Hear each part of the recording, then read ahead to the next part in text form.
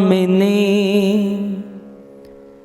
मैं राधे को दास, राधे मेरी स्वामिनी। मैं राधे को दास, जन्म जन्म मोहे दीजियो, श्री वृंदावन वास, श्री वृंदावन वास। राधा तू बड़ भागिनी, कौन तपस्या कीन, तीनों लोक के नाथ है, सो तेरों अधीन, सो तेरों अधीन। जय राधा माधव कुंज बिहारी। गाइए।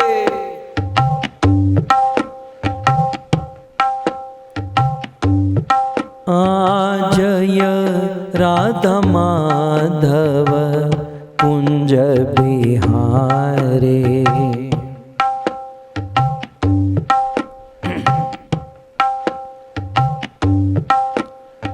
जय राधा माधव कुंज बिहारी।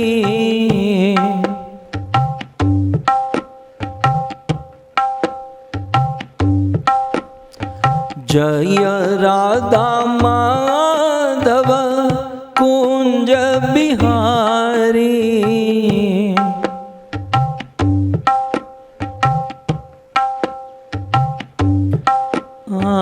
गोपी जन वल्लभ गिरिवर धारे।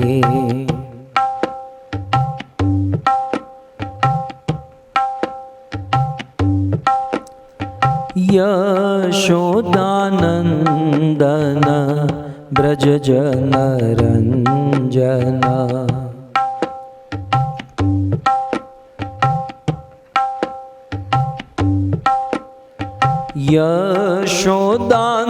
यशोदानंदन ब्रज जन रंजन।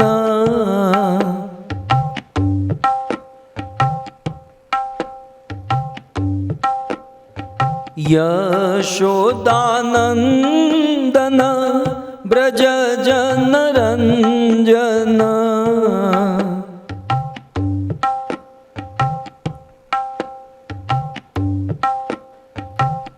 यमुना तीर वनचारी।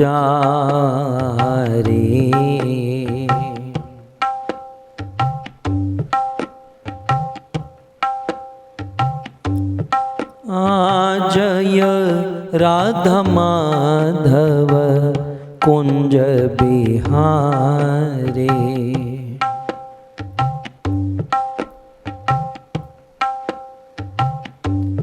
हरे कृष्णा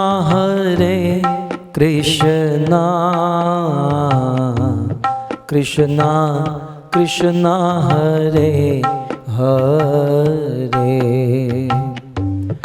हरे राम राम राम राम हरे हरे। हरे कृष्णा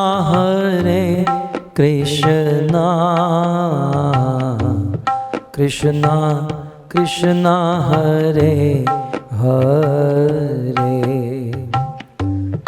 हरे राम राम राम राम हरे हरे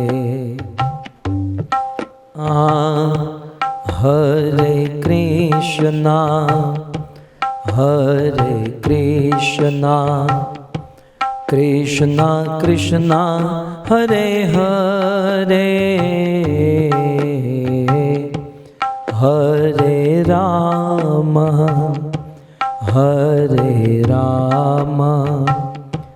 राम राम हरे हरे हरे कृष्णा। गाइए।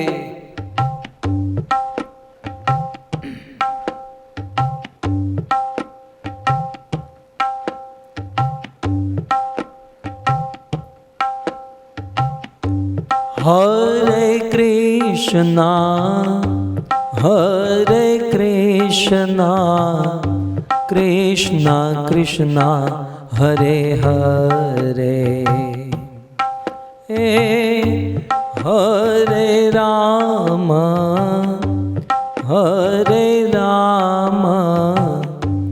राम राम हरे हरे हरे कृष्णा कृष्णा कृष्णा हरे हरे हरे राम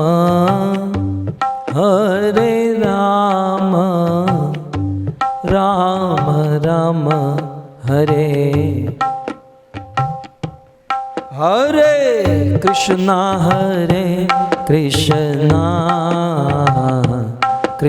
कृष्णा कृष्णा हरे हरे हरे राम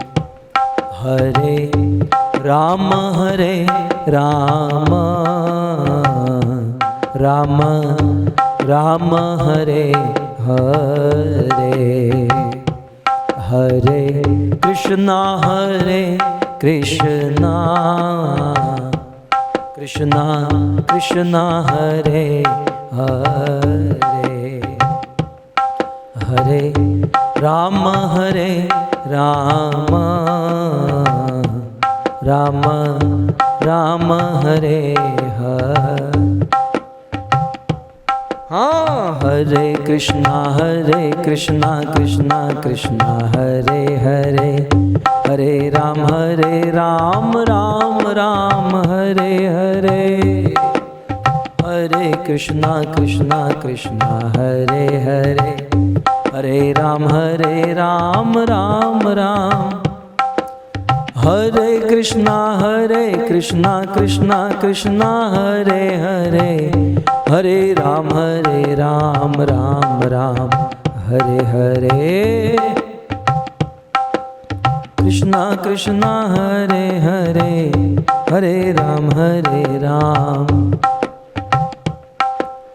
राधा गोविंद राधा गोविंद राधा गोविंद राधे राधा गोविंद राधा गोविंद राधा गोविंद जगन्नाथ जगन्नाथ बलदेव जय सुभद्रा जगन्नाथ जगन्नाथ बलदेव जय। हाँ, गौर निताय जय गौर निताय गौर निताय जय गौर निताय जय गौर निताय जय। प्रभुपाद प्रभुपाद प्रभुपाद शिल प्रभुपाद प्रभुपाद प्रभुपाद जय प्रभुपाद प्रभुपाद प्रभुपाद प्रभुपाद जय जय प्रभुपाद प्रभुपाद प्रभुपाद। निताय गौर हरि बोल हरि बोल हरि बोल हरि बोल। निताय गौर हरि बोल हरि बोल हरि बोल। युग धर्म हरिनाम संकीर्तन की ग्रंथराज श्रीमद् भागवतम महापुराण की शिल प्रभुपाद की निताय गौर प्रेमानंदे। आराध्यो भगवान ब्रजेश तनय तद्धाम वृंदावन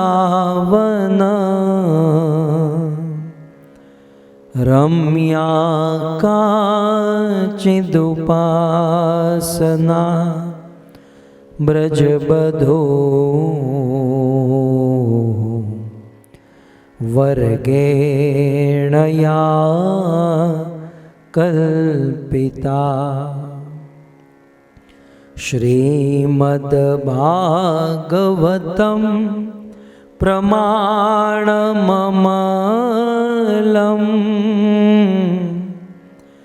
प्रेमापुमर्तो महान् श्री चैतन्य महाप्रभो मतमिदं तत्रादरो नः पर। वंशे विभूषितकरा नवनीरदाभा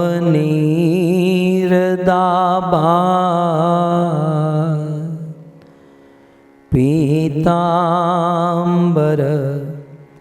दरुणबिम्बफल दरोष्ठा पूर्णेन्दुसुन्दरमुखा अरविन्दनेत्रा कृष्णात् परं किमपि तत्व अहं न जाने। करारविन्दे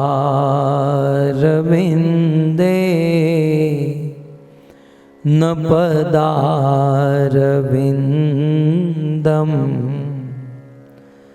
मुखारविन्दे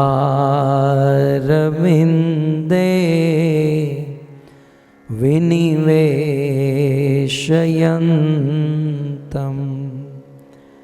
वटस्य पत्रस्य पुटे शयानं बालं मुकुन्दं मनसा स्मरामि। विक्रेतुकामा खिलगोपकन्या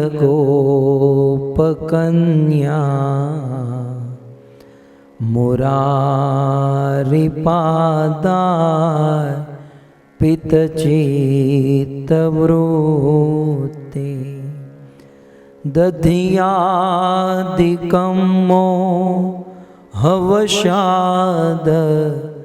वोचद गोविन्द दामो दरमाधवेति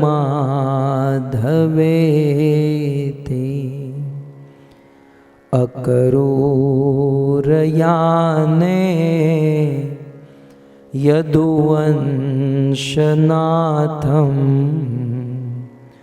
संगच्छमानं मथुरानिरीक्ष्य ऊचूर्वियोगात् कितगोप बाला गोविंद दामो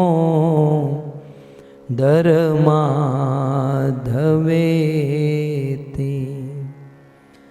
सुखं शयाना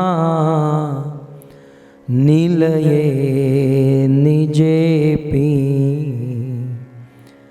नामानि विष्णो प्रवदन्ति मर्त्या ते निश्चितं तन्मयतां व्रजन्ति गोविन्द दामो दरमाधवेति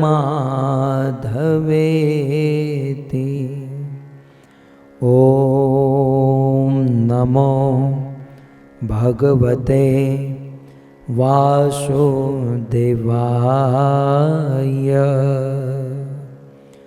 ॐ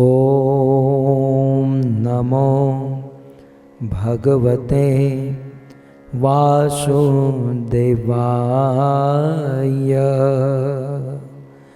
ॐ नमो भगवते वासुदेवाय। जय जय श्री राधारमण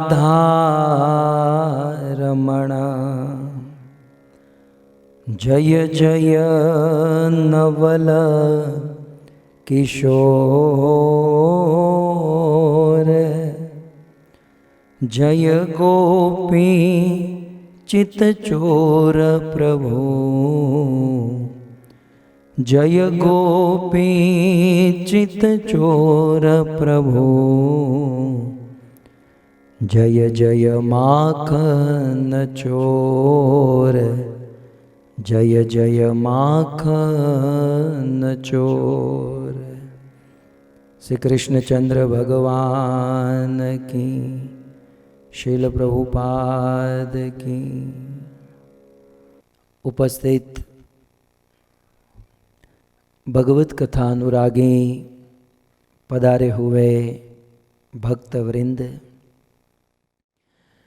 इस सभा को परम सुशोभित करने वाले हमारे अंतर्राष्ट्रीय कृष्ण भावनामृत संघ इस्कॉन संस्था के वरिष्ठ भक्तगण, दूर दूर से देश विदेश से फेसबुक, यूट्यूब आदि के माध्यम से इस कथा का श्रवण करने वाले समस्त श्रोतागण एवं बड़े भाव से, प्रेम से भगवत प्रेम प्राप्त करने हेतु ये सुंदर भागवत कथा का आयोजन करने वाले हमारे रवजी भाई और शांता माता जी का यह पूरा परिवार, जिनमें अमेरिका न्यूयॉर्क स्थित भावना माता जी और रसिक भाई, यूके स्थित सुरेश भाई, न्यू जर्सी में रहने वाले कोकिला बहन और चंद्रकांत भाई, शिकागो से रमेश भाई और कनेक्टिकट से विपिन भाई, शांता माता, आप सभी भक्तों का श्रीमद् भागवत कथा के 6ठ दिवस में पुनः एक बार हार्दिक स्वागत एवं आप सब के चरणों में हमारा प्रणाम। पत्ती पर शबनम गिरे तो क्या पत्ती कम होती है? पत्ती पर शबनम गिरे तो क्या पत्ती कम होती है? चाहे लाख जुदाई हो साजन से तो क्या मोहब्बत कम होती है? चाहे लाख जुदाई हो साजन से तो क्या मोहब्बत कम होती है? नहीं होती है। सो कृष्ण की जुदाई, कृष्ण के विरह में गोपियों ने बहुत सुंदर गीत गाया, और ऐसे गोपी गीत के ऊपर हम सब कुछ सात्विक तात्विक चर्चा कर रहे हैं। गोपियों के द्वारा गाया गया यह गीत है, और हम लोग पिछले 5 दिनों से सुन रहे हैं, आज छठा दिन है। भक्तों, जीवन में जब भी कुछ सुनना है या किसी का संग करना है तो ऊंचे लोगों का संग कीजिएगा। शास्त्र में लिखा है, कृष्णम कमल पत्र त्राद्याम न अर्चयिष्यन्ति ये नरा। कमल नयन, कमल के समान सुंदर भगवान श्री कृष्ण की न अर्चयंती, जो मनुष्य, जो व्यक्ति ऐसे भगवान श्री कृष्ण की अर्चना नहीं करता, पूजा नहीं करता, सेवा नहीं करता, भक्ति नहीं करता, तो कहते हैं जीवन मृतास्तु ते ज्ञेया। मनुष्य जीवन प्राप्त करके कृष्ण का भजन नहीं करता तो उसका जीवन मृतास्तु, वो जीता हुआ मरा हुआ है, अर्थात वो जिंदा लाश के समान है, जो इतना सुंदर अवसर मनुष्य जीवन मिलके कृष्ण का भजन नहीं करता। और अंत में बहुत सुंदर कहा कि न संभाव्या कदाचन। और भक्तों, जो लोग कृष्ण की सेवा न करे, पूजा न करे, भक्ति न करे, तो कदाचन कभी भी ऐसे लोगों की संगति मत करना। और स्पेशली यहाँ लिखा है न संभाव्या, संभाव्या माने ऐसे व्यक्ति को कभी मत सुनना। उसी व्यक्ति को सुनना चाहिए, उसी व्यक्ति की बातें सुननी चाहिए जो कृष्ण की भक्ति करता हो, कृष्ण से प्रेम करता हो। इसलिए जब भी जीवन में भगवान ने सुंदर कान दिए हैं, इस कान में कोई शब्द पड़े तो पहले देखना चाहिए ये बोलने वाला, मैं जिसका सुन रहा हूं, क्या वो भक्त है? यदि वह अभक्त है तो वो तो जिंदा लाश है, हमें भी मार डालेगा। इसलिए किसी प्रेमी, किसी शुद्ध भक्त के वचनों को सुनना चाहिए। और भक्तों, शुद्ध भक्तों में भगवान श्री कृष्ण की सबसे बड़ी प्रेमिका यदि कोई है तो वह गोपियाँ है। और हमारा कितना बड़ा सौभाग्य है कि ऐसे परम शुद्ध कृष्ण को विशुद्ध प्रेम करने वाली गोपियों के शब्द को हम हमारे कर्ण में डाल रहे हैं और हमारे जीवन को धन्य कर रहे हैं, हम हमारे जीवन को पवित्र कर रहे हैं। और गोपियों के अनेकों शब्द हैं और उनमें भी गोपी गीत, ये तो कुछ और ही है। भक्तों, गोपी गीत के विषय में, गोपी गीत की जो रचना है, अद्भुत रचना है। ये गीत है और ये गीत जो है श्रीमद् भागवत, प्रायः भागवत 80-90% पद्य में है। अर्थात सुखदेव जी ने उस भागीरथी गंगा के तट पर परीक्षित के समक्ष भागवत को बोला नहीं। सुखदेव जी भागवत बोले नहीं है, सुखदेव जी भागवत गाए हैं। इसलिए भागवत के श्लोक जो है ना वो छंदों में है। शार्दुल विकृत छंद, दीर्घ छंद, कुछ दिन पहले हमने बिलवा मंगल ठाकुर का वह छंद गाया, वो वासंती छंद। तो इस प्रकार से त्रिभंगी छंद, ये छंदों में होता है। गोपी गीत जो है ना, स्पेशली गोपी गीत एक विशेष छंद में गाया गया है और उस छंद का नाम है कनक मंजरी छंद। याद रख लीजिएगा, गोपी गीत जो है ना वो छंद में गाया गया है और वह छंद है कनक मंजरी छंद। अब कनक मंजरी छंद का अर्थ क्या होगा? कनक, कनक को तो वैसे सोना कहा, सोने को कनक कहते हैं, लेकिन भक्तों कनक के बहुत सारे अर्थ हैं। कनक का यहाँ पर अर्थ है धतूरा। धतूरा जानते हैं? हमारे देश में, अमेरिका का तो पता नहीं, हमारे भारतवर्ष में धतूरे का नशा करते हैं लोग, धतूरे का नशा करते हैं। तो कनक मंजरी माने धतूरे की मंजरी। तो गोपी गीत जो है कनक मंजरी छंद में है, गोपी गीत कनक मंजरी छंद में है। तो कनक मंजरी का अर्थ होता है धतूरे की मंजरी। अब धतूरा क्या होता है? धतूरे का एक गुण बता दूं, धतूरा खाने से आदमी को नशा हो जाता है। जैसे शराब पीकर नशा होता है ना, वैसे धतूरा शराब से भी बड़ा नशा है। धतूरा खाकर बंदे को नशा हो जाता है, और यदि कोई ज्यादा धतूरा खा ले तो आदमी मर जाता है। तो गोपी गीत कनक मंजरी छंद में है, इस धतूरे वाले छंद में है। तो जैसे धतूरा कोई खाए और किसी को नशा हो जाए, वैसे गोपी गीत के इन छंदों को, गोपी गीत के इन श्लोकों को यदि कोई बार बार सुने तो नशा हुए बिना रह नहीं सकता। ये भी एक नशा है, ये छंद जिस प्रकार से गोपियों ने गाया। और दूसरा, धतूरे को यदि कोई ज्यादा खाए, अधिक ग्रहण करे तो वह मर जाता है।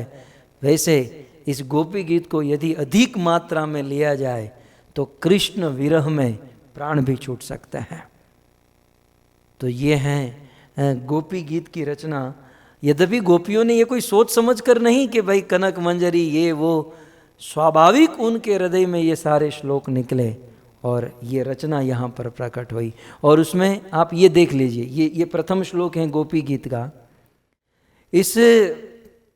इसको आप गाओगे, ये कनक मंजरी छंद जो है ना, इसको गाने से एक चित्र प्रकट हो जाता है, और अद्भुत चित्र। आप देखोगे इस श्लोक के प्रत्येक चरण में दूसरा अक्षर य है।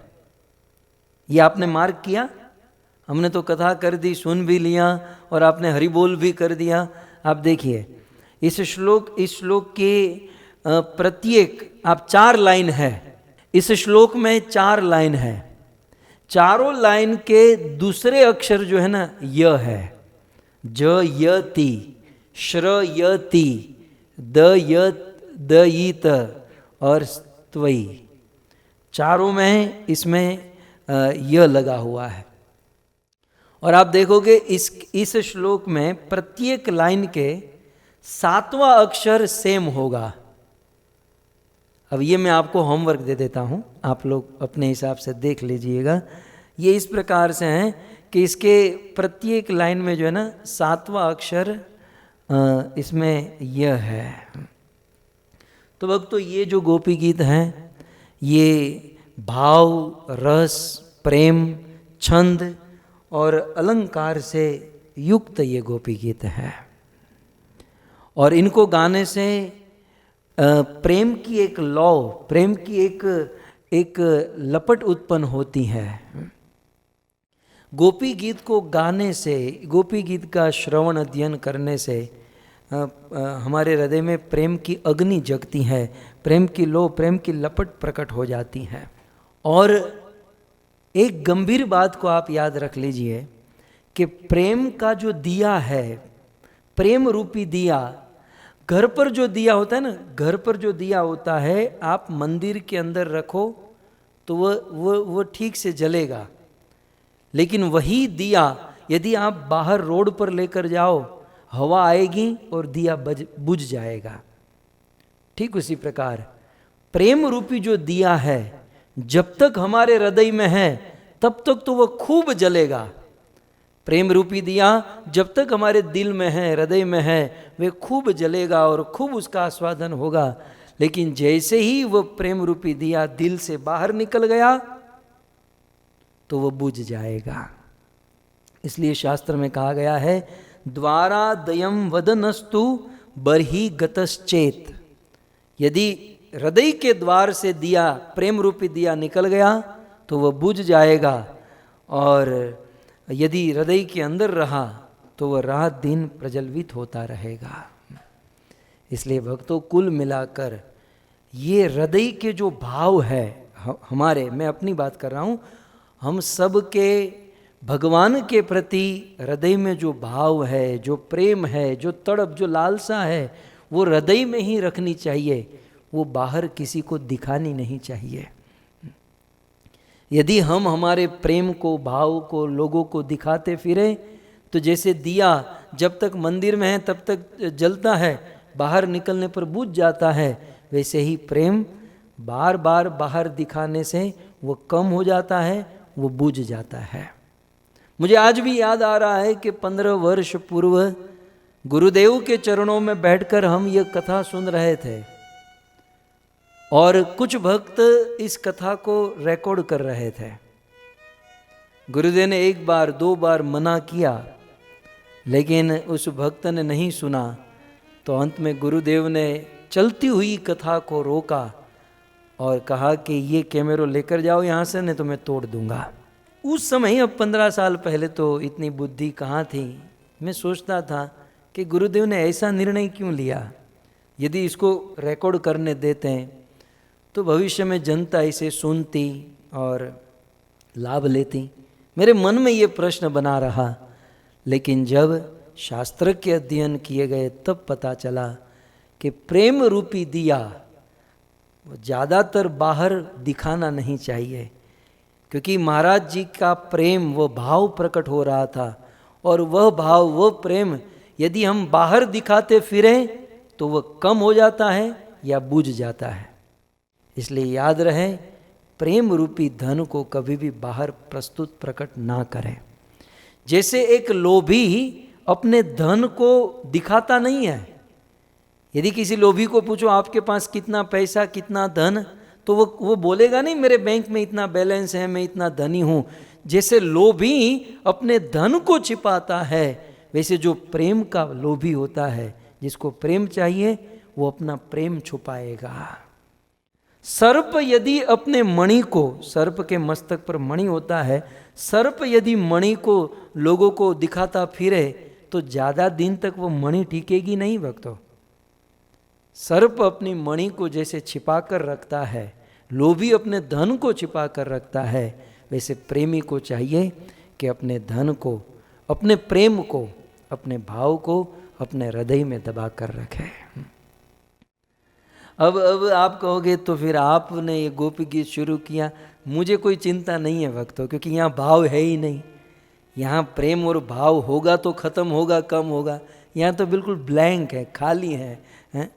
तो मैं तो बिल्कुल निश्चिंत हूँ। लेकिन आप लोगों को कहूँ कि आपके हृदय में बड़ा भाव है, प्रेम है, दिखाते नहीं घूमना चाहिए।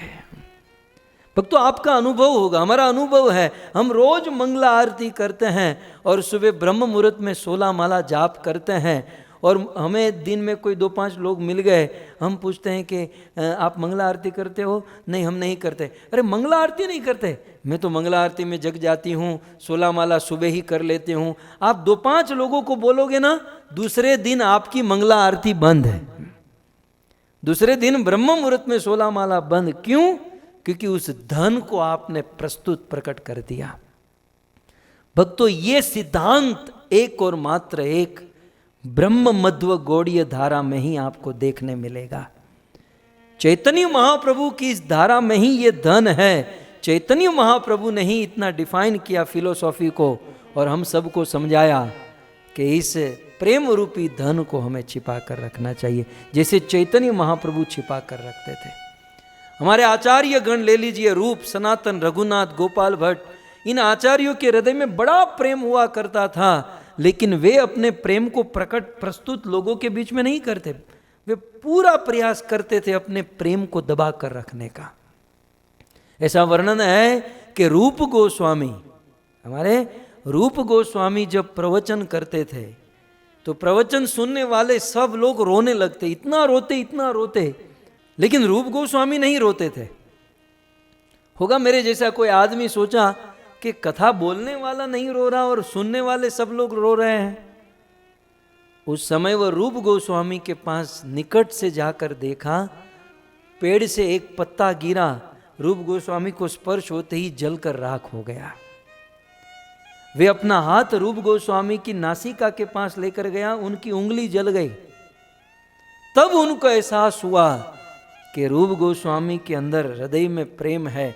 और भक्तों, एक बात समझ लीजिए, बोलने वाला जब बोल रहा है और सुनने वाले रो रहे हैं, इसका अर्थ यह है कि बोलने वाला बहुत रो चुका है। क्योंकि जब तक बोलने वाले के हृदय में प्रेम नहीं, तब तक सुनने वाले के हृदय में नहीं आ सकता। वक्ता क्या करता है? अपनी चेतना सुनने वालों में ट्रांसफर करता है। लेकिन देखा गया सुनने वाले रो रहे थे, रूप गोस्वामी नहीं रो रहे थे। क्यों? क्योंकि वे अपने प्रेम को छिपा रहे थे, अंदर हृदय में ही दबा रहे थे। एक भक्त अपना पूरा प्रयास करता है कि मैं मेरे प्रेम को दबा कर रखूं। कई लोग होते हैं ना, आज मुझे रात में सपने में कृष्ण आए थे, ठाकुर जी आए थे, आज कृष्ण मेरे साथ रासलीला किए, बहुत अच्छी बात है, लेकिन संसार में किसी को मत बताना। यदि बताते फिरोगे इस धन से वंचित रह जाओगे, इस बहुत बड़े प्रेम धन से आप वंचित हो जाओगे। हाँ, गुरु के सामने निवेदन करें, लेकिन अपने प्रेम को जगत में मत दिखाएं। आचार्यों के जीवन में यह देखा गया, गोपियों के जीवन में यह देखा गया। भक्तों में अब तो मैं तो कह रहा हूं ना कि इसमें ये गोपी गीत वन की तरह है। इसमें गोपियों ने अपने प्रेम को छिपा कर रखा, अपने भगवान को भी छिपा कर रखा। गोपियों ने अपने प्रेम को छिपा कर रखा, अखंडानंद सरस्वती अपने भगवान को भी छिपा कर रखा। क्या गोपियां नहीं जानती थी कृष्ण का जन्म मथुरा में हुआ? लेकिन गोपियों ने क्या कहा? जयति तेधिकम जन्मना ब्रज। गोपियां अपने प्रेम को भी छिपा कर रखी और अपने भगवान को, प्रेमी को भी वो छिपा कर रखी। उन्होंने वह ओपन नहीं किया कि कृष्ण का जन्म मथुरा में है। बहुत सारे इसके भाव है, अर्थ है। जीवन में जब हम योग्य बनेंगे तब कोई शुद्ध भक्त संत के चरणों में बैठकर इन सारे अर्थों को समझने का, इसे अर्थ को खोलने का अवसर मिलता है। सो खैर, मैं ये कह रहा था कि कनक मंजरी छंद है। यदि ज़्यादा पियोगे नशा होगा, और ज़्यादा पिए तो प्रेम के विरह में प्राण भी छूट सकता है। ऐसा गोपी गीत है, और ऐसे गोपी गीत को सुनने के लिए हम सब यहाँ पर उपस्थित हुए हैं। मैं बार बार कहता आया हूँ कि व्याख्या करने की तो औकात नहीं, अनुवाद मात्र हम कर रहे हैं। और अनुवाद भी भगवान चाहे तो हम समझ सकते हैं। रामायण में लिखा है ना, जे जानत जरहूं जनाई, जे जानत जरहूं ही जनाई, आप ही तुम ही हो जाई। इन शास्त्रों को, इन गोपियों के भाव को, भगवान की इन लीला को जे जानत वही जान सकता है जब तुम ही जनाही। जो भगवान जिसको जनाना चाहता है। गोपी गीत के अर्थ को भगवान भक्तों के हृदय में उतना ही खोलते हैं जितना खुलवाना चाहते हैं। प्रयास कितना हूं करे, ये भगवान के हाथों में होता है। वो जितना चाहते हैं उतना गोपी गीत के अर्थ को, अनुवाद को हमारे हृदय में प्रकट करते हैं, प्रस्तुत करते हैं। सो भक्तों, हमारी कोई लायकात नहीं है, हमारी कोई योग्यता नहीं है। मैं बार बार अपनी असमर्थता व्यक्त कर रहा हूँ। वास्तव में ये मेरी नम्रता नहीं है, ये मेरी ओरिजिनल स्थिति है। लेकिन एक आशा है। आप कहोगे फिर गोपी गीत क्यों गा रहे हैं? एक ही आशा है कि गोपियों ने जो गीत गाया और इस गीत को सुनकर रुरुदु सुस्वरम राजन तासाम आविर्भूत शौरी, भगवान कृष्ण प्रकट हो गए। हम वो तो नहीं जान सकते, लेकिन गोपी के साथ हो सकते हैं, है ना। गोपी जिस झुंड में बैठी है, उस झुंड में सबसे पीछे हम केवल जाकर बैठ जाए तो जो लाभ गोपियों को मिला, भले हमारे अंदर कोई भाव नहीं है, हमारे अंदर कोई कुछ नहीं है, बिल्कुल जीरो है, जीरो। मैं मेरी बात कर रहा हूँ, आप सब तो विद्वान हैं, शुद्ध भक्त हैं। हमारे अंदर कोई भाव नहीं, कोई भक्ति, कोई प्रेम नहीं, लेकिन गोपियों ने जो गाया है ना, उसके साथ केवल हम बैठ जाए। ये क्या है, हम बैठ रहे हैं, उसके साथ हम हो जाए तो जो कृपा गोपियों के ऊपर हुई थी वही कृपा हमारे ऊपर नहीं। आप लोग दिवाली के अवसर में हमारे वहाँ फटाके फोड़ते हैं। दिवाली के अवसर में हमारे वहाँ फटाके फोड़ते हैं। तो जो फटाका फोड़ता है ना, वो तो पैसे पहले कमाना पड़ता है। पैसे कमा कर दुकान जाओ, दुकान से फटाके खरीदो, और खरीद कर जो फटाके फोड़ता है उसको जितना आनंद आता है उतना जो मुफ्त वाले खड़े होते हैं ना, मेरे जैसे, हैं? अब जो खरीद कर लाया है, खुद आग लगाता है, जलाता है, फटाके फोड़कर देखने में उसको जितना आनंद आता है उतना ही आनंद ये मुफ्त वालों को आता है, खड़े खड़े देखते हैं। और अंदर की बात करूं, जिसका फटाका होता है ना, वो तो फोड़ने में बिजी होता है, वो तो बस आग लगाओ, जलाओ, फिर उसको लगाकर वहां से भागो, वो तो भाग दौड़ में ही बिजी होता है। असली आनंद तो मेरे जैसे मुफ्त वाले ही लेते हैं। ठीक उसी प्रकार ये मेहनत करने वाली गोपियाँ है, गोपियाँ कृष्ण के विरह में हैं। गोपीઓએ આ ફટાકડો ફોડ્યો છે, આપણે ખાલી એને જોઈએ, ખાલી એને ગાઈ લઈએ તોય ભગવાન આપણી ઉપર એટલા જ પ્રસન્ન થાય, એટલા જ રાજી થાય। कोई महान व्यक्ति के संग में आ जाने से हम भी महान बन जाते हैं। भक्तों, गटर का जो पानी होता है, गटर का पानी यदि गंगा में मिल जाए तो वह गटर भी गंगा हो जाती है। कई ऐसे नाले हैं जो गंगा के साथ संपर्क में आ जाने से वह नाले, वह गटर भी गंगा हो जाती है। हमारा जीवन अनेकों प्रकार के दोषों में लगा हुआ है, लेकिन गोपियों के साथ यदि हम अपने आप को जोड़ दें तो हम भी जो लाभ गोपियों ने प्राप्त किया वो लाभ हम भी प्राप्त कर सकते हैं। इसलिए हमें जीवन में जो महान व्यक्ति होता है उनके साथ, उनके आश्रय में अपने आप को जोड़ देना चाहिए। कुछ दिन मैंने कहा था कि हमारे भारत में, गुजरात में, सूरत में एयरपोर्ट बना। अब सूरत जैसे गांव में एयरपोर्ट बना तो वो भी एयरपोर्ट ऐसा ही होगा। तो क्या हुआ, कुछ दिन फ्लाइटें चली। एक बार फ्लाइट टेक ऑफ करने जा रही थी, रनवे पर फ्लाइट तेज गति से दौड़ रही थी और उसी समय अचानक रनवे पर, उस एयरपोर्ट में फ्लाइट के रनवे पर एक भैंस आ गई। भैंस जानते ना, एक भैंस आ गई। अब भैंस आई तो फ्लाइट भैंस के साथ टकराई तो सारे न्यूज़ चैनल में, सारे न्यूज़पेपर में, पूरे भारत में कि भैंस फ्लाइट के साथ टकराई, भैंस फ्लाइट के साथ टकराई, भैंस सभी जगह पर भैंस हो गया। अब बताइए, भैंस को कौन पूजता है, भैंस को कौन पूछता है? लेकिन भैंस जो थी वो बिल्कुल पूरे भारत में फेमस हो गई।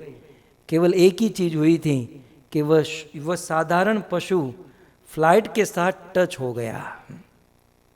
कोई सूक्ष्म वस्तु, कोई सूक्ष्म आदमी यदि महान के साथ टच भी हो जाए, संपर्क में भी आ जाए, तब भी वो महान हो जाता है। भक्तों, हम तो पामर जीव हैं, हम तो बड़े सूक्ष्म भक्ति में बहुत पीछे हैं, लेकिन इन महान गोपियों के साथ स्पर्श हो जाए, इस गोपी गीत के साथ हम संपर्क में आ जाए, तो जो सौभाग्य, जो लाभ गोपियों को मिला वह लाभ हमें मिल सकता है। केवल इस आशा से, इस न्याय से यहाँ पर गोपी गीत के ऊपर कुछ सात्विक तात्विक चर्चा हम सब मिलकर कर रहे हैं। गत सत्र में श्री गोपी गीत के चौथे श्लोक के ऊपर हम सब चर्चा कर रहे थे। आइए श्लोक आपके सामने हम रखें और हम सब इस श्लोक को गाकर इसे यथामति समझने का, समझाने का प्रयास करें। न खलु गोपिका नंदनो भवान अखिल देहिनाम अंतरात्मद्री।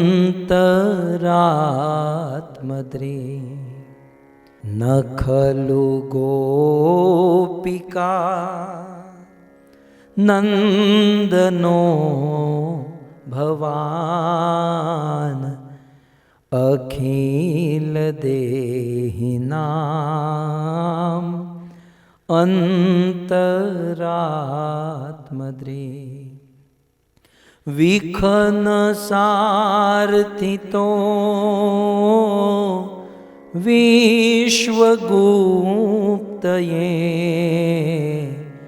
सख उदेवान सात्वतां कुले विखन सार्थितो विश्वगुप्तये सखउदेवान् सात्वतां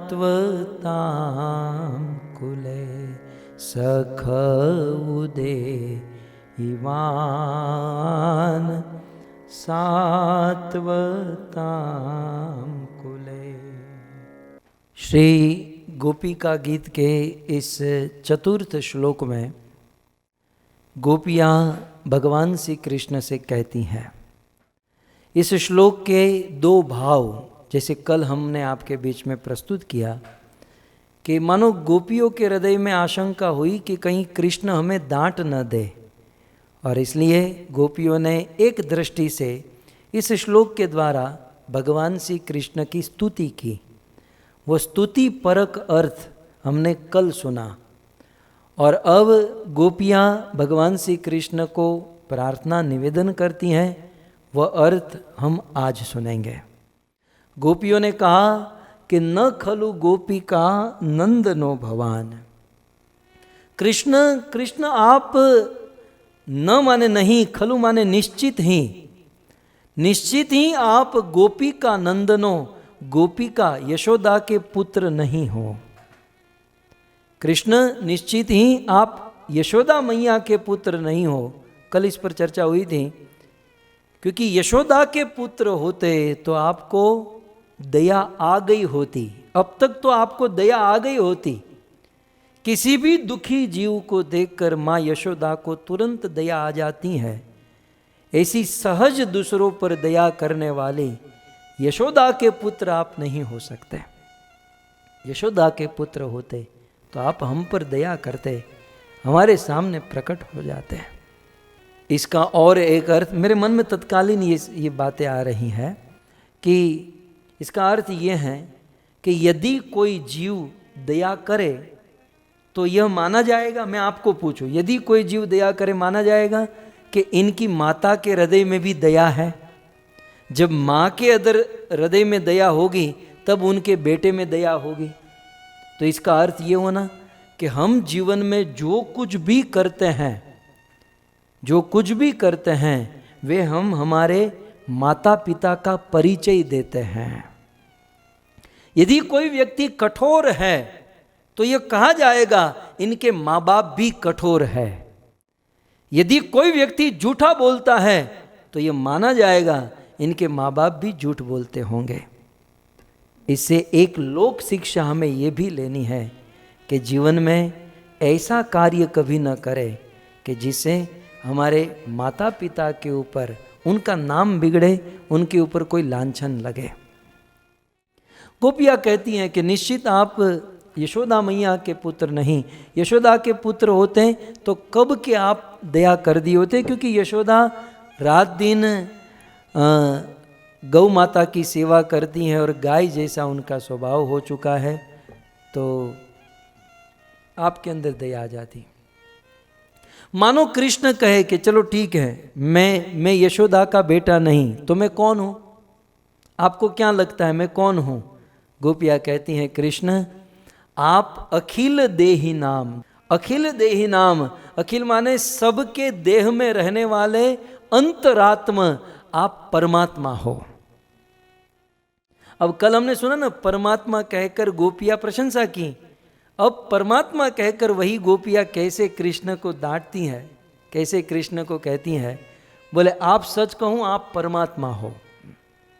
परमात्मा जो अनंत काल से, अनादि काल से जीवों के हृदय में रहता है, और जीव चाहे मरे, चाहे रोए, चाहे जीव को कितना भी कष्ट हो, लेकिन वो परमात्मा चुपचाप बैठा रहता है। ऐसा परमात्मा क्या काम का है ना। कई बार लोग भी कहते हैं कि हमारे जीवन में इतना दुख फिर भी भगवान को कुछ नहीं होता होगा। तो गोपी आज वही कह रही हैं कि कृष्ण बस बिल्कुल परमात्मा की तरह आप बैठे हो। किसी भी व्यक्ति के जीवन में कितना भी दुख आए, प्रॉब्लम आए, तो परमात्मा को पानी भी नहीं हिलता। यद्यपि हमारे हृदय में बैठे हैं, सब कुछ देख रहे हैं, लेकिन उसको कुछ नहीं होता, पानी भी कुछ नहीं करते। तो कृष्ण अखिल देहि नाम, सभी जीवों के हृदय में रहने वाले आप परमात्मा हो, परमात्मा स्वरूप हो। भक्तों, मैं इतना ही कहना चाहूँगा, जो योगी लोग होते हैं ना, योगी, वे परमात्मा का ध्यान करते हैं, वे परमात्मा की प्राप्ति करना चाहते हैं, वे चाहते हैं बस परमात्मा मिल जाए। लेकिन भक्त जो होता है, भक्त भगवान के निराकार रूप में इतना मानता है लेकिन पूजा नहीं करता। भक्त परमात्मा भी नहीं, भक्त भगवान के साकार रूप की उपासना करता है। क्योंकि परमात्मा के विषय में गोपियाँ कहती हैं कि सबके हृदय में रहकर भी जो कुछ न करे वो परमात्मा क्या काम का। मुझे तत्कालीन बात याद आ रही है कि उद्धव जी जब गोपियों को मनाने के लिए ब्रज आए तो उद्धव ने अपना ज्ञान बताया, ज्ञानी थे। उद्धव ने कहा, गोपियों तुम रो क्यों रही हो? तब गोपियाँ उद्धव जी को कहने लगी कि उद्धव जी, हम हमारे कृष्ण के विरह में रो रही हैं, श्याम सुंदर के विरह में रो रही हैं। उद्धव जी कहते हैं कि जिस कृष्ण के विरह में तुम रो रही हो वो कृष्ण दुनिया के कण कण में है, वो कृष्ण जन जन में है। जिस कृष्ण के विरह में रो रही हो वो तो तुम्हारे हृदय में बैठा है, परमात्मा के रूप में। गोपियाँ कहती हैं, अच्छा उद्धव, मेरा कृष्ण जिसको हम खोज रहे वो यहाँ बैठा है? अच्छा उद्धव, मुझे ये बताओ कि ये तुम्हारा ब्रह्म, ये तुम्हारा परमात्मा खाता क्या है? उद्धव जी सोच में पड़ गए। स्वर्ग हेवन रिटर्न होकर आए थे। गोपियों ने कहा कि तुम्हारा ब्रह्म, उद्धव जी तुम कहते हो ना कि ब्रह्म का ध्यान करो, परमात्मा तुम्हारे साथ है, ब्रह्म कण कण में है। गोपियों ने सिंपल सा पूछा कि उद्धव, मेरा कृष्ण माखन खाता है, मिश्री खाता है, ये तुम्हारा परमात्मा खाता क्या है? उद्धव ने कहा, वो कुछ नहीं खाता। अच्छा, कुछ नहीं खाता। उद्धव, तुम्हारा परमात्मा पहनता क्या है? ये जो तुम ब्रह्म की बात कर रहे हो, परमात्मा की बात कर रहे हो, सो उद्धव ये ब्रह्म तुम्हारा पहनता क्या है? उद्धव सिर खुजाने लगे, यार ये क्या पूछ रही है, ब्रह्म क्या पहनता है, परमात्मा क्या पहनता है? बोले वो कुछ नहीं पहनता। उद्धव तुम्हारा परमात्मा दिखता कैसा है, कौन से कलर का है, कौन से रंग का है? उद्धव सोच में पड़ गए कि ये ब्रह्म के विषय में पूछ रही है, ब्रह्म कैसा दिखता है? उद्धव जी ने कहा कि वो ब्रह्म दिखाई नहीं देता, वो बस ऐसे ही होता है, निराकार। गोपियाँ कहते हैं, उद्धव एक कृपा करोगे, ये भूत के साथ प्रेम करने के लिए मत कहो। ऐसा आदमी जो दिखता नहीं है, जो खाता नहीं है, जो कुछ पहनता नहीं है, तो ऐसे भूतों के साथ हमारी लगनी मत लगाओ। उद्धव कीजे ज्ञान भानु को प्रकाश गिरी श्रृंग नीपे, ब्रज में तोहारी कला नैकु ही खटे नहीं। रत्नाकर बहुत बड़े भक्त हुए, गोपियों के भाषा में उन्होंने लिखा कि उद्धव, ये तुम्हारा ज्ञान पूरी दुनिया में चलेगा, हमारे ब्रज में नहीं चलेगा। क्यों? क्योंकि हम तो, वो तो है हमारे ही हमारे, हम उन ही की मन एक है। उद्धव मन न भये 10-20, मन एक है और एक मन श्याम सुंदर को दे दिया। 2-5 मन होता तो ये तुम जो बताते हो कि यहाँ ध्यान करो, ये करो, वो करो, हम कर लेती, लेकिन क्या करें, मजबूरी है। मन एक है और वह एक मन हम श्याम सुंदर को दे चुकी हैं। सो इस प्रकार गोपियाँ यहाँ पर कहती हैं कि अखिल देहि नाम, सभी जीवों के हृदय में ये परमात्मा रहता है लेकिन कुछ नहीं करता।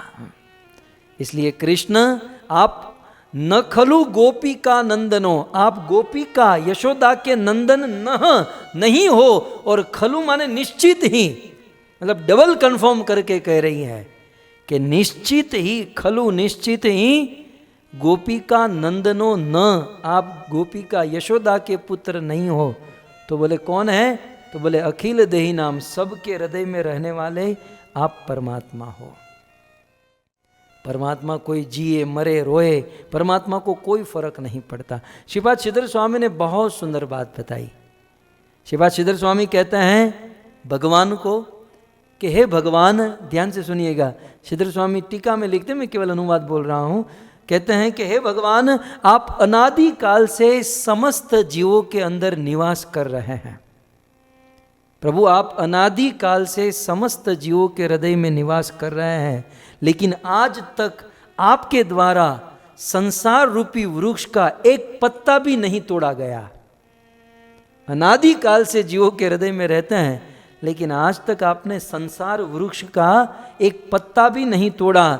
लेकिन धन्य है आपका नाम प्रभु, धन्य है आपका नाम कि जिह्वा पर आते ही संसार वृक्ष का पत्ता छोड़ो, पूरे संसार वृक्ष को उखाड़ कर ही फेंक देता है।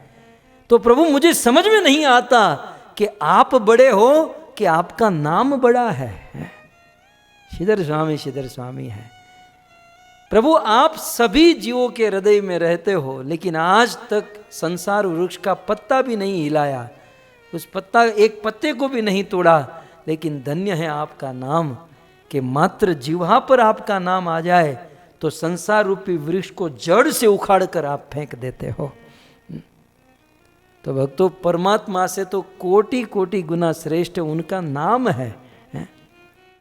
और इसलिए गोस्वामी तुलसीदास जी ने भी कहा ना कि अस प्रभु हृदय अछत अविकारी, सकल जीव जन दीन दुखारी। गोस्वामी जी भी व्यंग करते हुए कहते हैं, प्रभु वैसे तो आप सबके हृदय में रहते हो, लेकिन ज़्यादा लाभ नहीं है जीवों को। सबके हृदय में रहकर जीवों को ज़्यादा लाभ नहीं है, क्योंकि आप जीवों के हृदय में रहकर भी करते क्या हो? चुपचाप बैठे रहकर देखते रहते हो। बेचारा कोई रोए, कोई धोए, कोई कुछ भी हो जाए, आप कुछ नहीं करते हो। प्रभु, आप हृदय में बैठे हो, उससे तो कोटि गुना श्रेष्ठ आपका नाम है। आपने करोड़ों लोगों के हृदय में बैठकर किसको तारा, लेकिन धन्य है आपका नाम, जिस किसी की जिह्वा पर चढ़ गया तो उनको आपने तार दिया।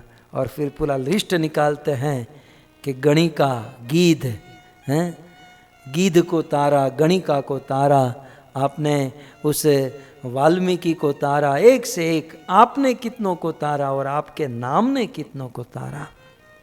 सो कुल मिलाकर गोपियाँ यहाँ पर कहती हैं कि हे कृष्ण, आप यशोदा के बेटे नहीं हो, आप सभी जीवों के हृदय में रहने वाले परमात्मा हो। और फिर तीसरी लाइन में आगे गोपियाँ कहती हैं, और द्रिक, और एक शब्द छूट गया, दूसरी लाइन में लास्ट शब्द है द्रिक। प्रभु, आपका हृदय कितना कठोर है कि द्रिक माने केवल देखते रहते हो, करते बरते कुछ नहीं। जब कुछ नहीं ही करना था तो फिर सबके दिल में आकर क्यों डेरा डाला? जब आपको कुछ करना ही नहीं है तो फिर जीवों के हृदय में बैठकर क्या लाभ आपका? द्रिक, केवल देखते देखते रहना। अरे संसार का कोई साधारण आदमी भी होगा, किसी के दुख को देखकर एक बार, दो बार, तीन बार, 50 बार किसी के दुख को देखे तो उसका भी हृदय पिघल जाए। और जीव जन्म से लेकर मृत्यु तक दुखी होता है और आप कुछ नहीं करते, केवल दृक मैंने देखते रहते हो। इस प्रकार गोपियाँ कृष्ण को कहती हैं। और गोपियाँ आगे कहती हैं, विखन सारथि तो विश्वगुप्तये, विखन सारथि तो विश्वगुप्तये, सखौ देवान् सात्वतां कुले, सखौ देवान् सात्वतां कुले। गोपियाँ कहती हैं कि और साथ ही साथ आप विखन सारथि तो विश्वगुप्तये। क्या कहती है गोपियाँ? कहती हैं विखनस, कल आपने सुना था ना, विखनस माने ब्रह्मा, और अर्थी तो माने ब्रह्मा के लिए। तो कल अर्थ और था, आज अलग अर्थ सुनिए। गोपियाँ कहती हैं कि ब्रह्मा के बुलाने पर आप आए, ब्रह्मा के बुलाने पर आप प्रकट हुए। तो इससे गोपियाँ क्या कहना चाहती हैं, कृष्ण अब आप इतने बड़े हो गए हो कि बड़ा आदमी बुलाएगा तो ही आप आएंगे। हम गोपियाँ तो बहुत छोटी है ना, इसलिए हम बुला रहे हैं, फिर भी आप नहीं आ रहे हो। ब्रह्मा बहुत बड़ा आदमी है और बहुत बड़ा आदमी ब्रह्मा ने बुलाया तो आप तुरंत आ गए, और हम इतना रो रो कर बुला रही हैं फिर भी आप नहीं आ रहे हो। आज हमको पता चला कि आप बड़े लोगों के ईश्वर हो, बड़े लोगों के भगवान हो, हम छोटों के भगवान नहीं हो। प्रभु एक निवेदन करते हैं कि आपके जो 2-5 नाम है ना, इसको बदल दीजिएगा। आपका नाम जगन्नाथ है, इसको मिटा दीजिएगा। आप जगत के नाथ नहीं, आप बड़े बड़े लोगों के नाथ हो। आप दीनानाथ नहीं, दीनों के नाथ नहीं, आप धनी नाथ हो, धनियों के नाथ हो।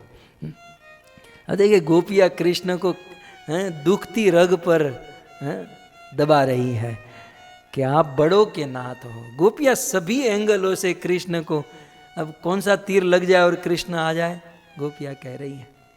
भक्तों वास्तव में जब आदमी बड़ा हो जाता है ना, तो हालांकि उसके अंदर ये दोष नहीं होता है, लेकिन फिर भी दुनिया के लोगों को दोष लगाने में देरी नहीं लगती कि ये आदमी देखो इतना बड़ा हो गया, अब तो हमारी ओर देखता भी नहीं है, अब तो हमको पूछता भी नहीं है हमारी ओर। अब बड़े आदमी के मन में होता भी नहीं है किसी को घृणा करना, किसी को छोड़ देना, लेकिन बड़े बनने का ये एक दोष है, समझ लीजिए। इसलिए हमारे भारत के एक अभिनेता ने कहा था ना कि जो है नाम वाला वही बदनाम है। आज गोपियाँ कृष्ण को बदनाम कर रही है क्योंकि कृष्ण का नाम है। तो कहती हैं विखन सारथी, तो बड़े बड़े लोग आपको बुलाते हैं तो आप जाते हो आते हो। अब हम गोपियाँ इतनी छोटी हैं, हम हमारे बुलाने पर तो आप कैसे आओगे। गोपियों ने सोचा ये कहकर, ये सुनकर शायद आ जाए। और फिर आगे कहती हैं विश्वगुप्त ये, गोपियाँ कहती हैं विश्वगुप्त ये। तो इसका अर्थ गोपियाँ कहती हैं कि कृष्ण आप तो पूरे विश्व की रक्षा करने के लिए आए हो, पूरे विश्व की आप रक्षा करने के लिए आए हो। सो विश्व की रक्षा करना ये आपका एजेंडा है। उस पूरे विश्व में हम गोपियों का क्या ठिकाना, हम गोपियों की क्या गिनती कि आप हमारी रक्षा करेंगे। तो प्रभु आप बड़े बड़े काम करने के लिए आए हो, हम छोटी गोपियों के सामने तो आपकी दृष्टि भी नहीं है। इस प्रकार से गोपियाँ कहती हैं। और फिर अंत में सखौ देवान सात्वतां कुले। तो यहाँ पर सनातन गोस्वामी कहते हैं कि विश्वगुप्त, ये जो आगे का जो शब्द है उसकी संधि विच्छेद करके सनातन गोस्वामी ने सख के आगे अ शब्द लगा दिया बृहद वैष्णव तोषणी में। तो सनातन गोस्वामी कहते हैं गोपिया कृष्ण को सखा नहीं कह रही है, असखा कह रही है, असखा। तो इस अर्थ में होगा गोपिया कृष्ण को असखे, हे असखे, अर्थात कृष्ण आप हमारे सखा मित्र नहीं हो, आप हमारे असखा हो, मतलब आप हमारे दुश्मन हो। मित्र तो अपने मित्र को जीवन दान देता है, मित्र किसी मित्र को जिलाता है, लेकिन आप मित्र, आप सखा नहीं, आप असखा हो। असखा माने मित्र जिलाता है, लेकिन आप दुश्मन, आप मारते हो, आप मारते। आचार्यों ने बहुत सुंदर इस श्लोक के संदर्भ में बताया। मैं अभी श्लोक पर जा रहा हूँ। ये किस शब्द की व्याख्या है आपको समझ लेना चाहिए। यहाँ पर जैसे कहा सख, ये असख के ऊपर अब आगे के 2-3 श्लोक में संदर्भ में कहूँगा कि गोपिया कृष्ण को असखा कह रही हैं कि कृष्ण आप असखे हो। जब से आप मिले हो ना, तब से आप मारने के अलावा कुछ नहीं कर रहे हो। आपसे मिलने के बाद ही हमारी वास्तविक दुर्दशा शुरू हुई है, इसलिए कृष्ण आप असखे हो। अब असखे के विषय में यहाँ पर गोपियाँ कहती हैं चित्तम सुखे न भवता अपरितं गृहेषु यन्निविशत्ययुतकरा वपि गृह्य कृत्ये पादोपदं न चलत तव पादमूलाद् यामः कथं व्रजमथो करवाम किं वा। जानते हो भावना माता, તમને ખબર છે આ રાગ કોનો છે? બહુ વર્ષ પહેલા ડોંગરેજી મહારાજ આ રાગમાં ગાતા था। परम पूज्य डोंगरेजी स्वामी इस प्रकार से गाते थे। चित्तं सुखेन भवता अपरितं गृहेषु यन्निविशत्ययुतकरा वपि गृह्य कृत्ये पादोपदं न चलत तव पादमूलाद् यामः कथं व्रजमथो करवाम किं वा। हे कृष्ण, आप असखे हो, आप हमारे सखा नहीं असखा हो, दुश्मन हो। आपने तो हमें मार डाला। देखिए अब किस प्रकार से इस श्लोक में गोपियाँ कहती हैं, एक एक शब्द को समझिएगा। चित्तम, कृष्ण हम लोगों का आपने चित्तम माने अपना चित्त, गृहेषु निर्विशति चित्तम सुखेन भवता अपहृतम गृहेषु। कृष्ण हमारा चित्त गृहेषु घर गृहस्थी में सुखेन सुख से चल रहा था। मुझे बहुत अच्छा लगता है, गोपियाँ कहती है और बात भी सही है। आप लोग सोच समझ कर भक्ति कीजिएगा। कृष्ण की भक्ति करना चाहते हैं तो ये सब रिस्क उठाना होगा, नहीं तो फिर फिल्म देखो, टीवी देखो और शाम को कोल्ड कॉफ़ी पीकर सो जाओ। भजन करना है तो ये परिस्थिति पे पहुंचना होगा। चित्तं सुखेन भवता परितं गृहेषु यन्निविशत्ययुतकरा वपि गृह्य कृत्ये पादोपदं न चलत तव पादमूलाद्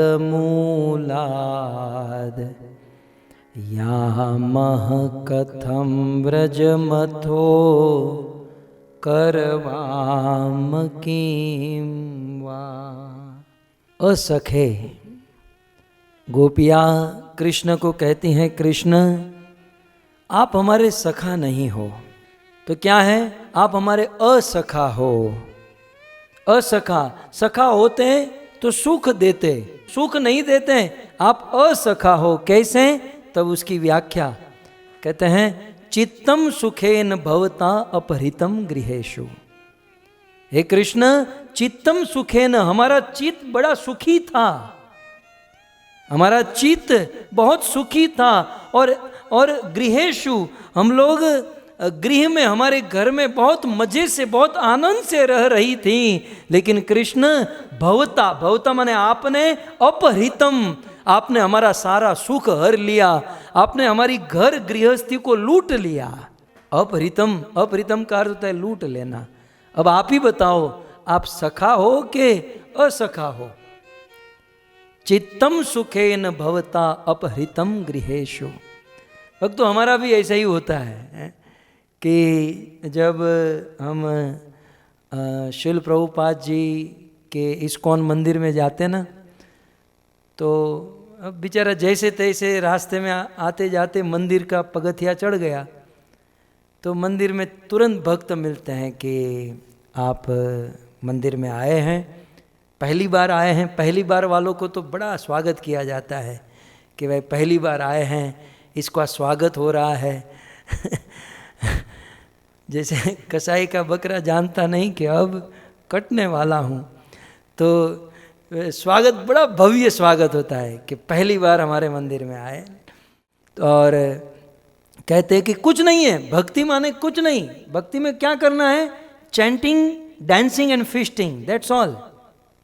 चैंटिंग, डांसिंग, फीस्टिंग, नाचना है, गाना है, खाना पीना, ऐश करना, बस और कुछ नहीं है भक्ति में। तो वो बंदा सोचता है यार चैंटिंग, डांसिंग, फीस्टिंग तो मैं बाहर भी करता हूँ और बाहर पैसे देकर करता हूँ, यहाँ तो मुफ्त में हो जाएगा। तो बंदा सोचता है कि चलो अब every Saturday Sunday chanting, dancing, feasting, मंदिर में जाता है और मंदिर में नाचता है, गाता है, धीरे धीरे पवित्र होते जाता है। फिर मंदिर में कोई भक्त मिलता है, कहते हैं कि आप कितने समय से मंदिर आते हो? मैं 6 महीने से। कितनी माला करते हो? मैं माला नहीं करता। माला नहीं करते हो? 6 महीने से मंदिर आते हो, माला नहीं करते हो? धूड़ पड़ी तुम्हारा जीवन में, जीवन तुम्हारा भ्रष्ट है। माला शुरू करो, माला शुरू करो। तब ये सोचता है चलो 2-5 माला शुरू करते हैं, उसमें क्या जाता है अपना। 2-5 माला शुरू करता है। 6 महीने के बाद फिर से कोई पूछता है कि कितनी माला करते हो? बोले 6 माला। कितने समय से मंदिर आते हो? 1 साल से। 1 साल से मंदिर में आते हो और केवल 6 माला? 16 माला करो, 16 माला। सोचता है चलो 16 माला करते हैं। महीने के बाद फिर कोई पूछता है, जब मंदिर में आया, कि कितनी माला करते? 16 माला। दीक्षा हुई? दीक्षा नहीं। दीक्षा नहीं हुई, दीक्षा नहीं हुई। जानते नहीं, बिना दीक्षा के मरोगे तो नरक में जाओगे। भगवान की प्राप्ति करनी है, दीक्षा लेनी होगी। दीक्षा लो, दीक्षा। ये सोचता है चलो दीक्षा लेनी है ना, देना तो कुछ नहीं है, लेना ही है तो ले लेते हैं। तो वो हरिनाम दीक्षा ले लेता है। हरिनाम दीक्षा, दीक्षा लेने के बाद भी 4 रेगुलेटिव प्रिंसिपल फॉलो नहीं करते हो। No meditating, no gambling, no intoxication. बोले चलो ये भी कर लेते हैं। फिर दीक्षा के बाद थोड़ा समय बीता, बोले दीक्षा हो गई, मंगला आरती नहीं करते हो। सुबह मंगला आरती में मंदिर में आना चाहिए, मंगला आरती। अब ये मंगला आरती शुरू करता है। फिर मंगला आरती के बाद और 1-2 महीने के बाद, अरे हरिनाम दीक्षा हुई, ब्राह्मण दीक्षा नहीं हुई। ब्राह्मण दीक्षा, ब्राह्मण दीक्षा हो जाती है, मुंडन कर देता है और पीछे मुड़कर देखता है तो सोचता है यार मैं आया था चैंटिंग, फीस्टिंग, डांसिंग करने के लिए है और आज मेरी ये हालत हो गई। तो गोपियाँ बस वही कहती हैं। हालांकि ये स्थिति अच्छी है, मैं तो एक कौतुक में कह रहा हूँ, एक मजाक में कह रहा हूँ। यद्यपि संसार में सुखी होकर रहने से अच्छा है कि भक्ति में थोड़ा बहुत दुखी होकर भी रह जाए। क्योंकि आरुण्य कृच्छन पदम पदम तत्, संसार में कितनी भी सफलता मिल जाए वो सफलता नहीं है। और भक्ति मार्ग में यदि सफलता न भी मिले, हम हार भी जाए, फिर भी संसार की सफलता से वो श्रेष्ठ है। इस भाव में मैं कह रही हूँ, इस भाव में गोपियाँ कह रही हैं कि हे कृष्ण, चित्तम सुखेन भवता अपहृतम गृहेषु। गृहेषु, घर में हमारा चित्त बहुत सुखी था, हम बहुत आनंद से जीती थी, लेकिन भवता आपने अपहृतम, आपने उसे चुरा लिया। फिर आगे कहती है, पादो तव पाद मूलात पदम न चलत अद्यो।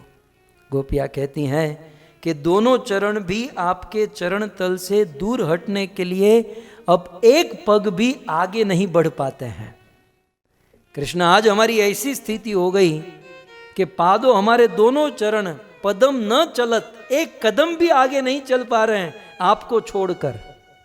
अब हम लोग आपके अंदर इतनी रंग चुकी हैं, इतना प्रेम हो चुका है कि एक कदम भी आपसे दूर नहीं जा सकते। उत गृह कृत्य करोपि, अब दूसरी लाइन में मेरे छूट गई, दूसरी लाइन में कहते हैं कि गृह कृत्य, गृह कार्य में लगे हुए करो, दोनों हाथों को भी आपने अपनी ओर आकर्षित कर लिया है। कृष्ण, हम दोनों हाथों से घर का काम करती थी, लेकिन आपने अब तो घर का काम भी ठीक से नहीं हो पाता है। यामह कथम व्रजमथो करवाम किंवा, किस प्रकार से कृष्ण अब हम लोग किस प्रकार से संसार की ओर वापस मुड़कर जाए, और अब हम संसार में जाकर क्या करें, क्योंकि आपने हमारा सब कुछ चुरा लिया है। आगे अन्य श्लोक में और एक कहती है, विक्षालका वृतमुखम तव कुंडलः श्री गंडस्थलाधर सुदम हसितावलोकम दत्ता भयम च भुजदंड युगम विलोक्य वक्षस्त्रिये करमणम च भवाम दास्य। जब कृष्ण ने ऐसा कहा जब गोपियों ने कहा कि आपने तो हमारा सुख चुरा लिया, चित्त चुरा लिया, तो कृष्ण ने कहा कोई बात नहीं, हमसे संबंध छोड़ दो, हमसे नाता तोड़ दो, ब्रेक ऑफ कर लो। कृष्ण जब ऐसा बिल्कुल तुरंत कह दिए हमसे संबंध छोड़ दो, तब गोपियाँ कहती है कृष्ण हम आपसे संबंध कैसे छोड़ सके, आपसे नाता कैसे तोड़े, क्यों? क्योंकि कुंडल श्री गंडस्थला धर सुधम। गोपियाँ कहती हैं कि कुंडलों की शोभा से मंडित कपोल वाले, जिसका कपोल कानों के कुंडल लगने से जिसकी गाल की शोभा बढ़ गई है, और अधरामृत धारण करने वाले, तथा हसित अवलोकम मधुर मधुर मुस्कान से हंसने वाले, और साथ ही साथ तव अलकावृत मुखम, और आपके बालों से आवृत आपके मुख को निरख कर, आपके मुख को देखकर, आपके अभयप्रद आपकी भुजाओं के को का दर्शन करके हम आपकी दासी बन चुकी हैं। लास्ट में अंतिम लाइन में वक्ष श्रिये करमणम च भवाम दास्य। कृष्ण आपका रूप, आपकी सुंदरता इतने सुंदर हो कि हम आपकी दासी हो चुकी है, अब हम आपको छोड़ नहीं सकती हैं। और कृष्ण क्यों न हो, आगे कहती हैं कास्त्रम।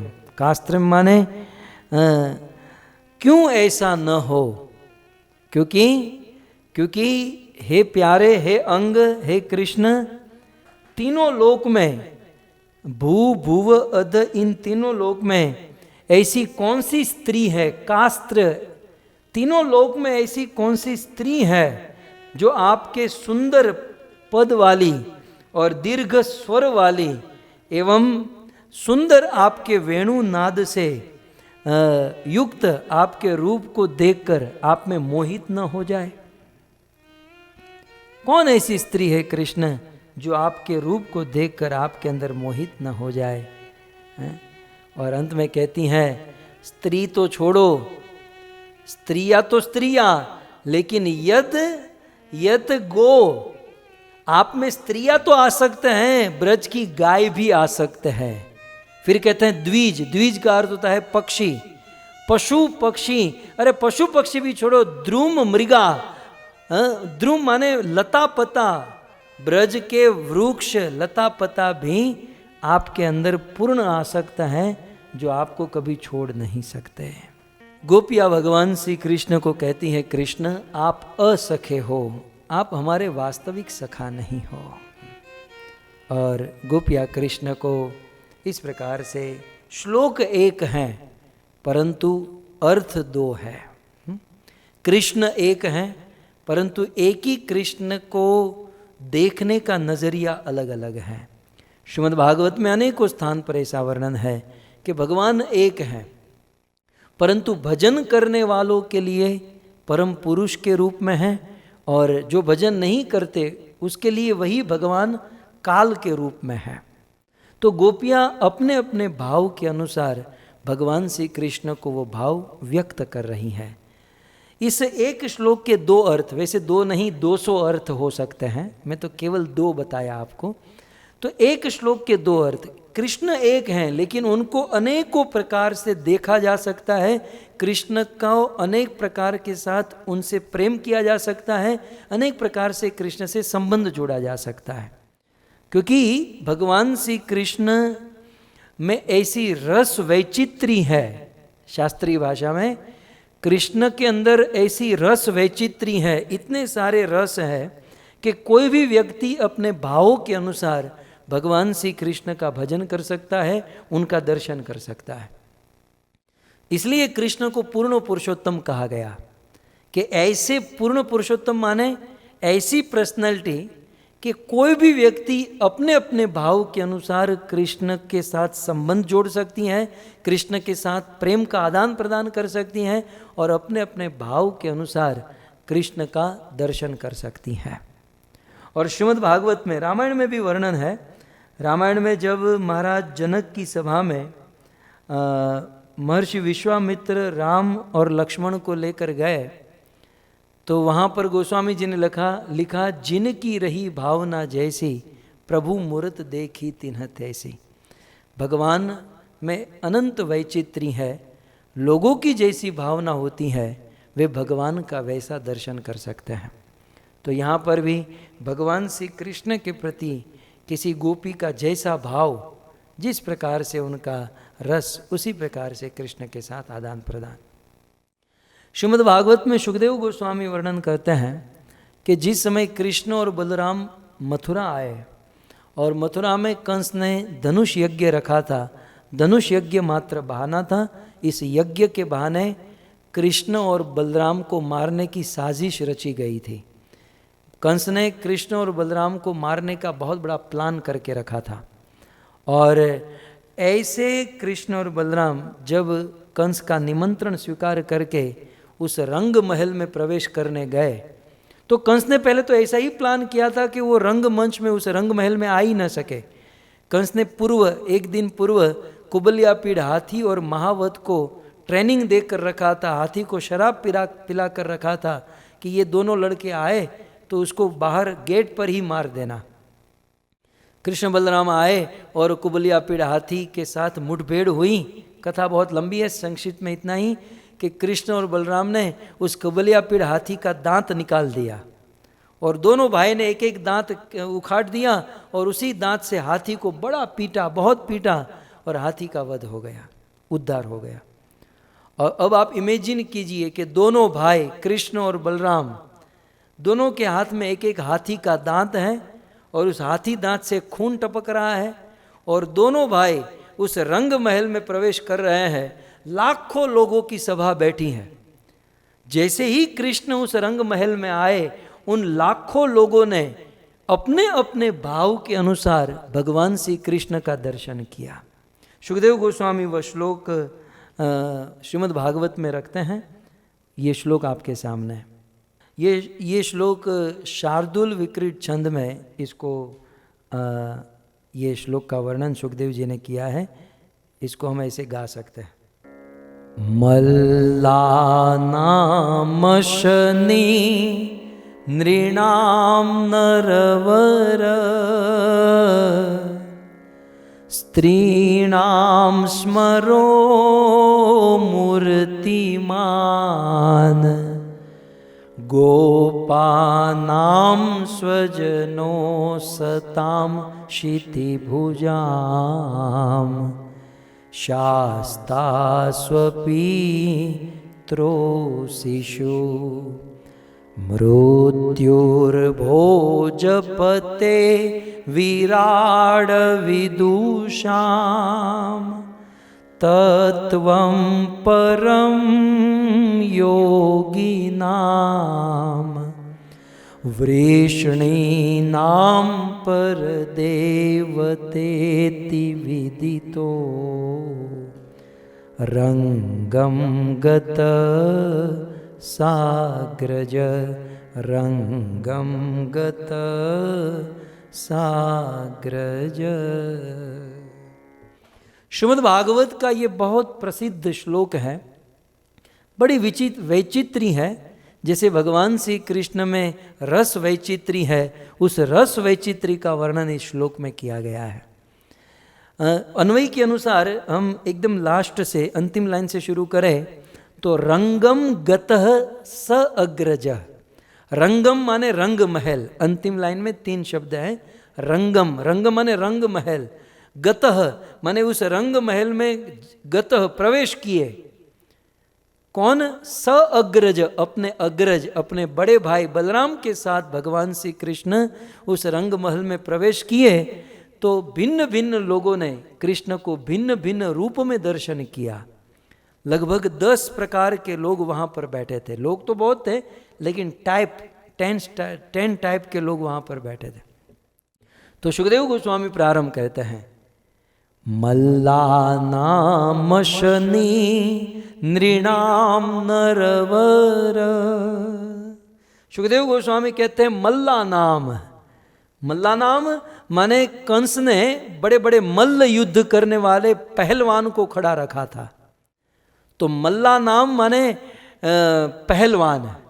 पहलवान माने चाणूर था, मुष्टिक था, ऐसे 4 बड़े बड़े मोटे तगड़े बॉडी बिल्डर पहलवान थे। कृष्ण को स्पेशल मारने के लिए वह साजिश करके प्लान करके रखा गया था। तो सुखदेव गोस्वामी कहते हैं कि रंगम गत साग्रज, भगवान श्री कृष्ण जैसे ही उस रंग महल में प्रवेश किए तो मल्ला नाम अशनी, उस मल्ल पहलवानों ने कृष्ण को अशनी के रूप में दर्शन किया। अशनी माने वज्र। बड़े बड़े मल्ला पहलवानों ने कृष्ण को साक्षात वज्र के रूप में देखा। पहलवानों ने जब दृष्टि की उस गेट, उस द्वार के ऊपर, कृष्ण के ऊपर दृष्टि हुई तो लगा कि इंद्र का वज्र, मूर्तिमान वज्र चलते हुए आ रहा है। अब जिनकी जैसी भावना, ऐसा भगवान का दर्शन। तो मल्ला नाम पहलवानों को कृष्ण वज्र के समान दिखाई दिए। फिर आगे कहते हैं दूसरा, नृणाम नरवरह, जो नॉर्मल कॉमन मनुष्य बैठे थे, जो साधारण मनुष्य वहाँ पर बैठे थे, तो सामान्य साधारण मनुष्य को नरवरह, भगवान कृष्ण नरों में श्रेष्ठ, नरों में वर्णीय, मतलब पुरुष श्रेष्ठ, नरों में श्रेष्ठ के रूप में भगवान कृष्ण का दर्शन किया। तो जो कॉमन लोग बैठे थे उन्होंने सोचा कि नहीं, कोई श्रेष्ठ आदमी आया है, कोई उत्तम, कोई बड़ा आदमी आया लगता है। तो ये 2 हुआ। पहलवानों ने वज्र के रूप में देखा, साधारण लोगों ने मनुष्यों में श्रेष्ठ के रूप में देखा। और फिर आगे कहते हैं, मल्ला नाम शनि नृणाम नरवर स्त्रीणाम स्मरो मूर्तिमान। उस रंग महल में जितनी भी स्त्रियां थीं, उन स्त्रियों ने जब कृष्ण को देखा तो कहते हैं स्त्रीणाम माने स्त्रियों ने जब देखा तो स्मर माने कामदेव। स्त्रियों को कृष्ण कैसे लगे? कामदेव, मूर्तिमान, अर्थात मूर्तिमान कामदेव इस रंग महल में प्रवेश किया है। इस प्रकार का दृश्य वहाँ की स्त्रियों ने देखा। तो साक्षात कामदेव रूप लेकर प्रकट हुआ है, ऐसा दर्शन स्त्रियों के द्वारा हुआ। तो स्त्रियों की भावना के अनुसार आगे कहते हैं, गोपानाम स्वजनो सताम क्षितिभुजाम। गोपों ने उस रंग महल में कृष्ण के मित्र या ब्रज के गोप भी आए थे ये युद्ध देखने के लिए। तो गोपानाम, ब्रज के गोपों ने स्वजनों, कृष्ण का दर्शन अपने स्वजन के रूप में किया कि जैसे ही वो गेट से अंदर आए तो ये हमारा स्वजन आ रहा है, हमारा अपना लड़का आ रहा है। तो गोपानाम स्वजनों, और फिर असताम, स्वजन के बाद है असताम। असताम माने दुष्ट, असताम क्षितिभुजाम। कहते हैं असताम साष्टा, दुष्ट लोगों को भगवान दंड देने वाले दिखाई दिए।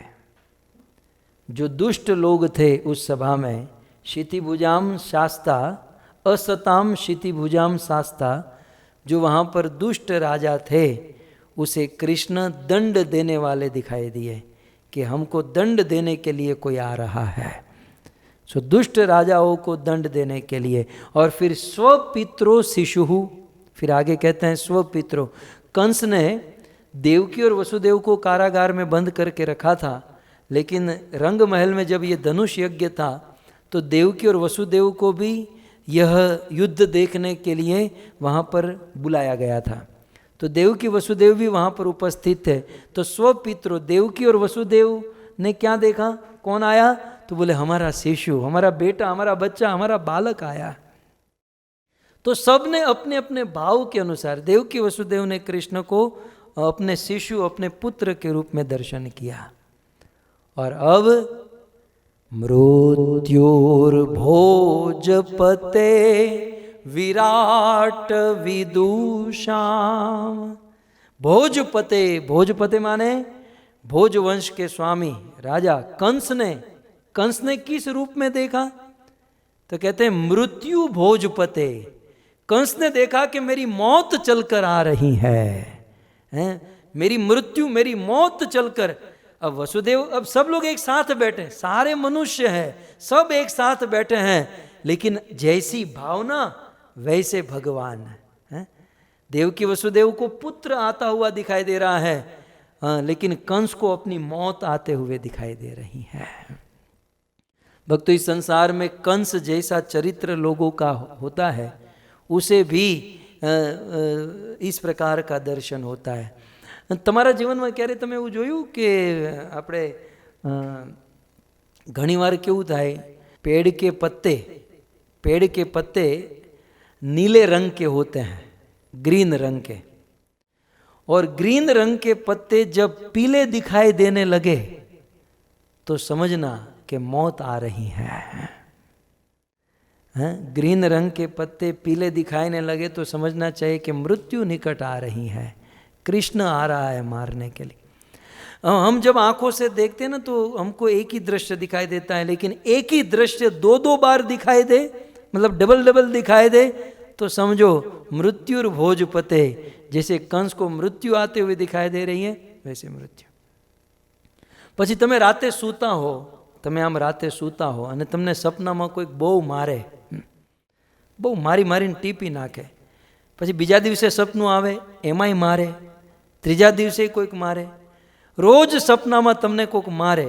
માણસ એક જ હોય પણ હથિયાર અલગ અલગ હોય, ક્યારેક દંડાથી મારે, ક્યારેક ચાબુકથી મારે, ક્યારેક ઢીકા પાટી કરે, ક્યારેક હાથથી ટીપી નાખે, પગથી મારે। આમ જ્યારે સપનામાં રોજ કોક મારે ને સમજી લેવું કે હવે કાળ, मौत, मृत्यु हमारे निकट आ रही है। तो मृत्यु भोजपते, भोजपते कंस को कृष्ण साक्षात मौत, मृत्यु के रूप में दिखाई दिए। अब आगे कहते हैं विराट अविदुषाम।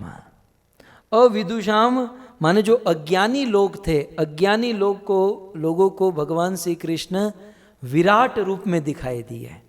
सो मृत्युर भोजपते विराट अविदुषाम, अविदुष अज्ञानी लोगों को विराट रूप में दिखाई दिए। प्रश्न हो सकता है, अज्ञानी आदमी को विराट रूप का दर्शन?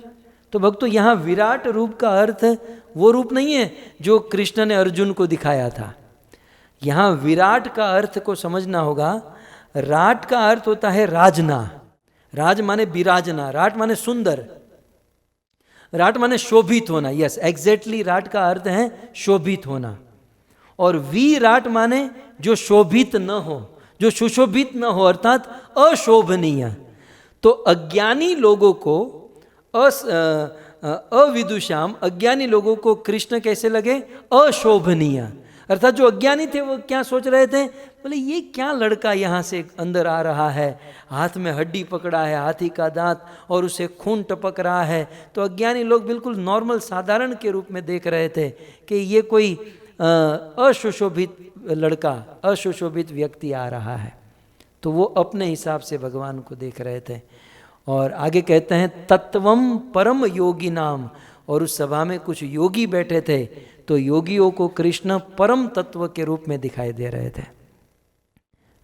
वंशी विभूषित करा नवनीर दाभात, कृष्णात परम तत्व अहम न जानी। तो योगियों को परम तत्व के रूप में भगवान श्री कृष्ण का दर्शन हुआ। फिर आगे कहते हैं विष्णु नाम पर देवते इति।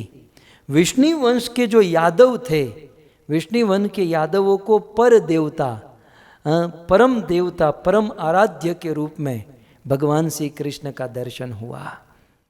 तो विष्णु वंश के लोगों के लिए पर देवता, परम आराध्य के रूप में विदितो माने विदित किया, देखा, समझा।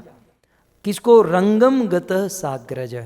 उस रंग महल में, उस रंगशाला में प्रवेश करते हुए भगवान श्री कृष्ण को इस प्रकार से वहाँ के लोगों ने दर्शन किया। तो कहने का अर्थ यह है कि भगवान एक हैं, परंतु भगवान कृष्ण में रस वैचित्र्य होने के कारण, कृष्ण अद्भुत होने के कारण लोग अपने अपने भाव से भगवान का दर्शन करते हैं।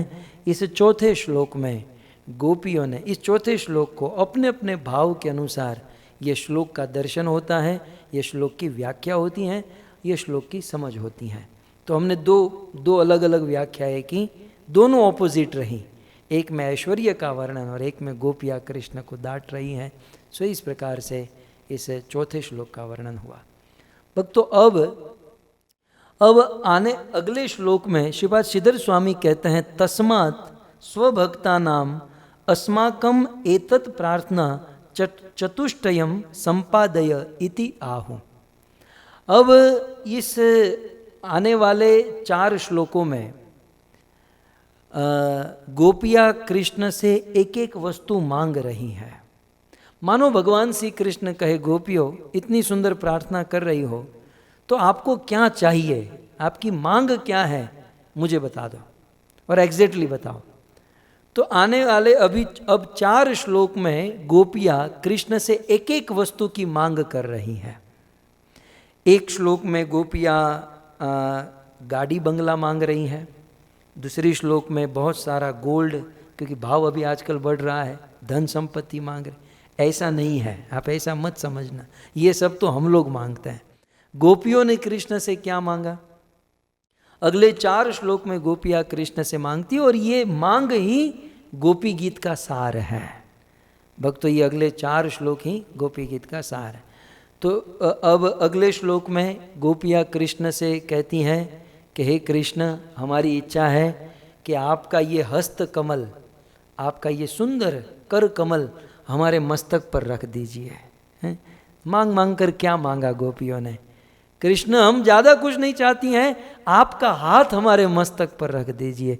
जब कोई रोता है ना, तो उस समय ही कोई उस रोने वाले व्यक्ति के सर पर हाथ रखे तो उसे शांति मिलती है, उसे ढाढ़स मिलती है।